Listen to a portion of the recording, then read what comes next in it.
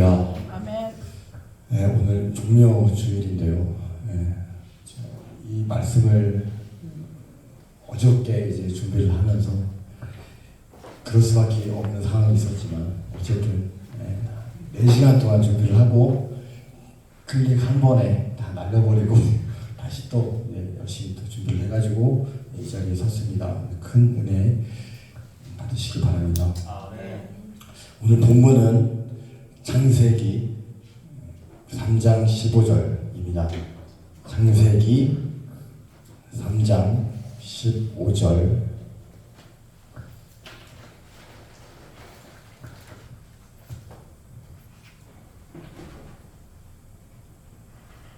창세기 3장 15절 다 찾으셨으면 합독하겠습니다. 내가 너로 여자와 원수가 되게 하고 내 후손도 여자의 후손과 원수가 되게 하리니 여자의 후손은 내 머리를 상하게 할 것이요 너는 그의 발꿈치를 상하게 할 것이니라 하시고. 아멘. 오늘 이 시간은 창세기에 나타난 예수 그리스도라는 제목으로 함께 은혜를 나누고자 합니다. 성경은 한 분을 향하고 있습니다. 사랑하는 여러분, 우리는 종종 이렇게 생각합니다. 예수님은 신약에 계신 분이다. 그래서 창세기를 읽을 때는 율법의 역사처럼 읽고 복음서는 신앙 지침서처럼 읽는 경우가 많습니다. 그러나 성경은 그렇지 않습니다. 성경은 처음부터 끝까지 한 분을 증거합니다. 바로 예수 그리스도입니다. 창세기는 단순한 시작의 책이 아닙니다. 이미 그 안에 구원의 시작이 있고 그리스도의 계시가 담겨 있습니다. 특히 중요한 장면이 바로 창세기 3장입니다. 인간이 죄를 범했습니다. 하나님과의 관계가 깨졌습니다. 죽음이 시작되었습니다. 그런데 놀라운 사실이 있습니다. 하나님은 침묵하지 않으시고 즉시 구원의 약속을 주셨습니다. 여러분 기억하십시오. 인간이 하나님을 찾은 것이 아니라 하나님이 먼저 인간을 찾아오셨습니다. 이것이 복음의 시작입니다. 첫째로 예수 그리스도는 여자의 후손으로 오셨다는 것입니다. 본문 말씀은 성경 최초의 복음입니다. 여자의 후손. 이 표현은 매우 특별합니다. 성경은 보통 누구의 아들, 누구의 후손 이렇게 남자의 계보로 이어집니다. 그런데 여기서는 다르게 말합니다. 여자의 후손. 이것은 단순한 표현이 아닙니다. 하나님이 보내실 특별한 구원자를 가리킵니다. 그리고 하나님은 말씀하십니다. 그가 내 머리를 상하게 할 것이다. 그는 예수님이고 내 머리는 사탄이죠. 이것은 예수님의 완전한 승리입니다. 또 너는 그의 발꿈치를 상하게 할 것이다. 여기서 너는 사탄이고 그는 예수님입니다. 이것은 고난을 의미합니다. 여기서 우리는 반드시 붙들어야 합니다. 구원은 전쟁입니다. 영적 전쟁입니다. 구원은 고난을 통과합니다. 그러나 결국 승리합니다. 사랑하는 여러분, 십자가는 고난과 죽음의 끝이 아니라 승리입니다. 그리고 더 중요한 진리가 있습니다. 범죄한 아담은 숨었습니다. 그러한 아담을 하나님은 찾아오셨습니다. 아담아, 내가 어디 있느냐? 이 말씀은 단순한 질문이 아닙니다. 구원의 시작입니다. 여러분 기억하십시오. 우리는 하나님을 찾지 못합니다. 하나님이 우리를 찾으십니다. 하나님이 먼저 우리를 찾아오시고 하나님이 먼저 시작하십니다. 과거에 저는 호기심이 참 많은 평범한 사람이었습니다. 과연 맨 처음에 인간은 원숭이에서 진화가 된 것일까? 아니면 하나님께서 흙으로 만드셨을까? 정상적으로 대한민국의 학과 과정을 마친 사람이라면 우리는 학교에서 너무나 당연하게 진화론을 배웁니다.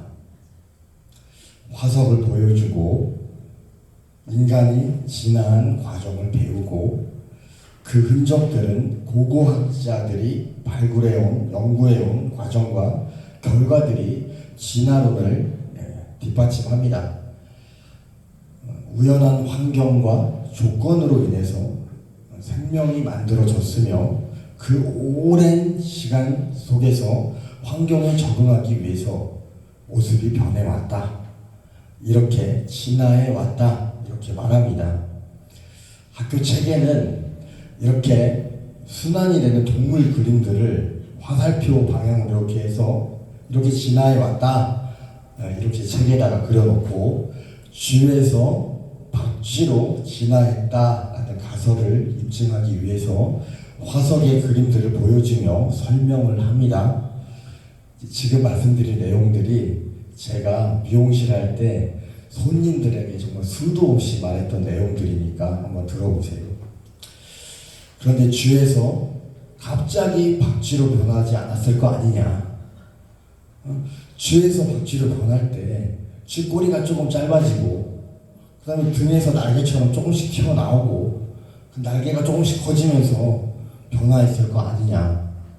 그렇다면 그 오랜 시간 동안 쥐에서 박쥐로 변할 때 쥐의 화석과 박쥐의 화석이 있다면 처음 쥐의 화석과 꼬리가 짧아진 쥐의 화석과 등이 튀어나온 쥐의 화석과 날개가 좀 커진 쥐의 화석 그리고 박쥐의 화석 이렇게 제가 대충 나눈 거긴 하지만 이렇게 5종류의 화석이 있지 않겠냐.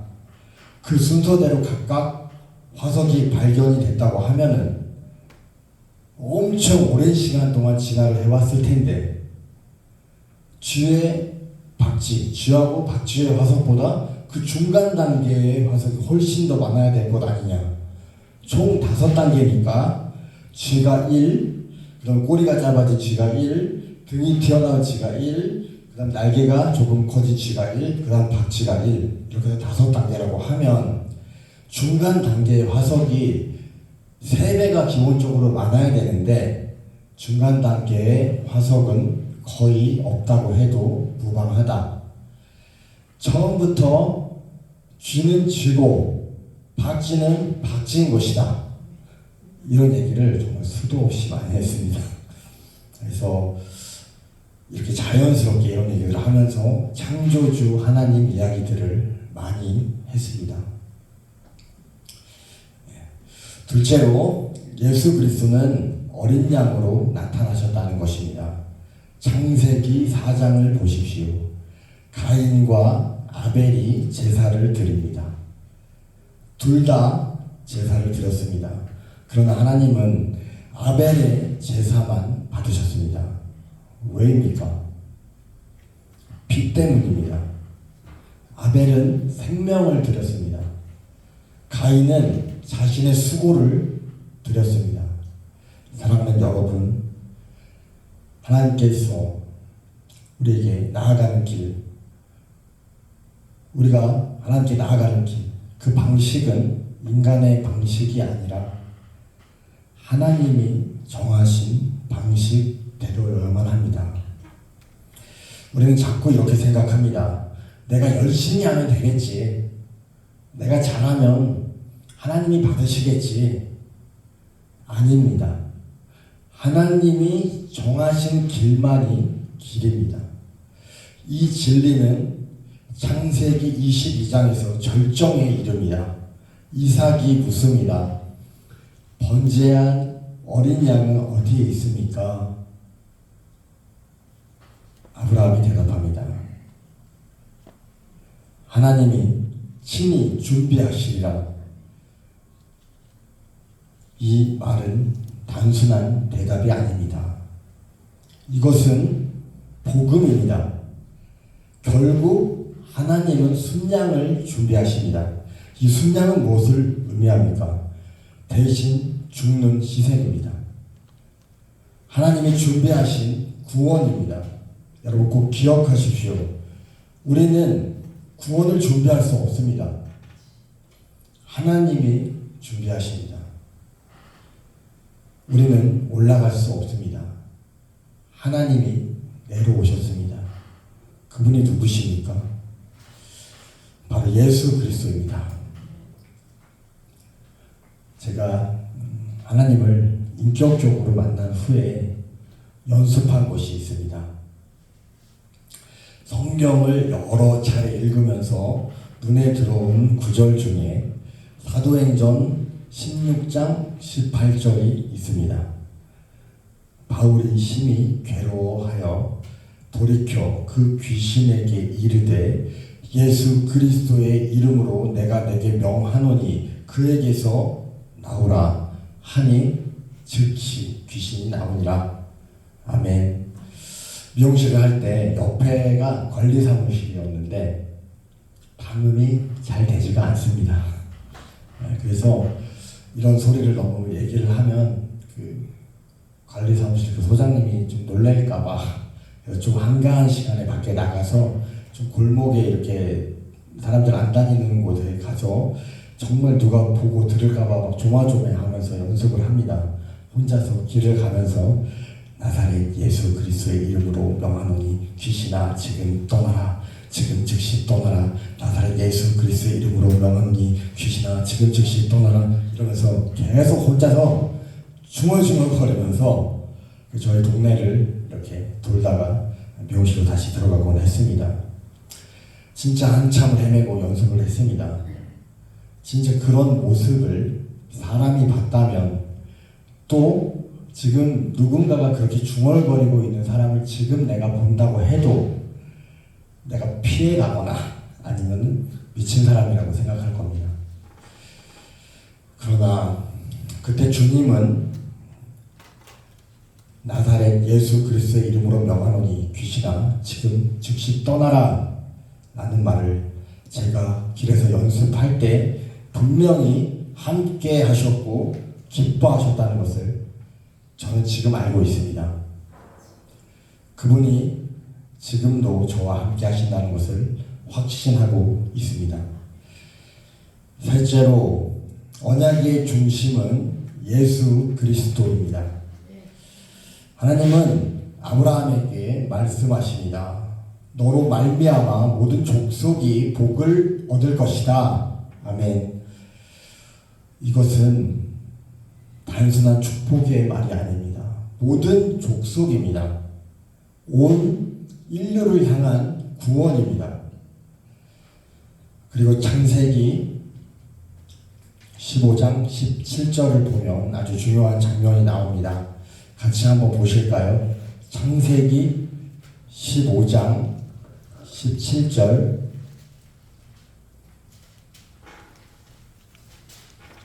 목사님께서 많이 이렇게 인용하시는 말씀 아니신 것 같은데 그래서 창세기 15장 17절 천천히 합독하겠습니다. 해가 져서 어두울 때에 연기가 나는 화로가 보이며 타는 횃불이 쪼갠 고개 사이로 지나더라. 아멘. 짐승을 쪼개고 여호와께서 아브라함과 언약을 맺습니다. 보통은 언약을 맺는 양쪽이 함께 고기 사이로 함께 지나갑니다. 그런데 놀랍게도 타는 횃불이 지납니다. 하나님만 지나가시는 겁니다. 이것은 무엇을 의미합니까? 구원은 인간에게 달려있지 않다는 겁니다. 하나님이 책임지십니다. 여러분, 이것이 얼마나 큰 은혜인지 아십니까? 구원이 나에게 달려있다면 우리는 매일 무너질 겁니다. 그러나 하나님이 시작하셨다면 하나님이 이루십니다. 그래서 우리의 구원은 흔들리지 않습니다. 실패하지 않습니다. 반드시 완성됩니다. 그리고 이 언약은 결국 예수 그리스도를 통해 완성됩니다. 이렇게 일방적인 구원의 은혜 속에서도 왜 대체 우리는 마음과 입술로 누군가를 판단하고 정죄하고 있는 것일까요? 왜 여전히 내 감정과 생각을 주장하고 왜 나의 억울한 상황을 설명하려 드는 걸까요? 왜 자꾸 이런 일들이 반복되며 멈출 수 없는 걸까요? 그 상황은 내 자아가 그럴 수밖에 없어 그렇게 말하고 있나요? 우리 집단은 그걸 선택했고 그게 맞다고 주장하고 있나요? 지난 과거에 어떠한 일이 있었다 할지라도 주님의 말씀보다 당연하지 않습니다. 순종이 제사보다 낫습니다. 우리가 어느 누구에게라도 그렇게 말할 수 있는 권한은 없습니다. 그 한 사람은 주님이 찾으시고 기뻐하시고 사랑하시는 한 영혼이라는 것을 기억하시기 바랍니다. 물에 빠진 한 사람에 관한 이야기 해드리겠습니다. 어떤 사람이 깊은 물에 빠졌습니다. 살려고 몸부림쳤지만 점점 더 가라앉았습니다. 그때 누군가 소리칩니다. 몸에 힘을 빼고 뒤로 누워 발을 앞으로 뻗고 다리를 저 정신 차려 넌 살 수 있어. 그러나 그 사람은 살 수 없습니다. 그 소리를 들을 수도 없고 그대로 할 수도 없습니다. 점점 기력이 다해 가라앉으며 모습이 보이지 않습니다. 그때 구조자가 뛰어듭니다. 직접 물속으로 들어옵니다. 그리고 그 사람을 붙잡아 끌어올립니다. 이것이 복음입니다. 하나님은 방법만 주신 것이 아닙니다. 직접 오셨습니다. 우리를 건지셨습니다. 그분이 바로 예수 그리스도입니다. 사랑하는 여러분, 이 말씀 앞에서 우리는 세 가지를 결단해야 합니다. 첫째, 내 노력 중심의 신앙을 내려놓으십시오. 내가 해야 된다는 생각을 버리십시오. 하나님이 하신다를 붙드십시오. 둘째, 구원의 확신을 가지십시오. 환경을 보지 마십시오. 감정을 내세우지 마십시오. 하나님을 보십시오. 셋째, 오직 그리스도 중심으로 사십시오. 신앙의 중심은 행위가 아닙니다. 신앙의 중심은 오직 예수 그리스도입니다. 결론입니다. 사랑하는 여러분, 창세기는 시작의 책이지만 이미 하나님의 구원의 결론을 보여주는 책입니다. 여자의 후손으로서, 어린 양으로서, 언약의 중심으로서 예수 그리스도는 창세기에 이미 나타나셨습니다. 그리고 오늘도 말씀하십니다. 내가 너를 위하여 길을 준비하셨다. 이제 선택은 하나입니다. 그 길을 따를 것인가, 내 길을 갈 것인가. 사랑하는 여러분, 하나님이 준비하신 길, 예수 그리스도를 붙드십시오. 그분 안에 생명이 있습니다. 그분 안에 구원이 있습니다. 그분 안에 영원한 소망이 있습니다. 십자가를 바라보며 천국을 향해 달려가는 우리 모두가 예수 그리스도의 은혜 속에 살아가시길 부탁드립니다. 하나님 아버지 감사합니다. 오늘 종료주일에 좀 말씀을 함께 나누었습니다. 이 말씀을 가지고 우리가 한 주간 고난 주간을 정말 기도로 강구로 주님의 은혜로 버텨나갈 수 있도록 붙잡아 주시옵소서. 성령님 함께하여 주시옵소서. 감사드리며 살아계신 예수 그리스도의 이름으로 기도드립니다. 아멘.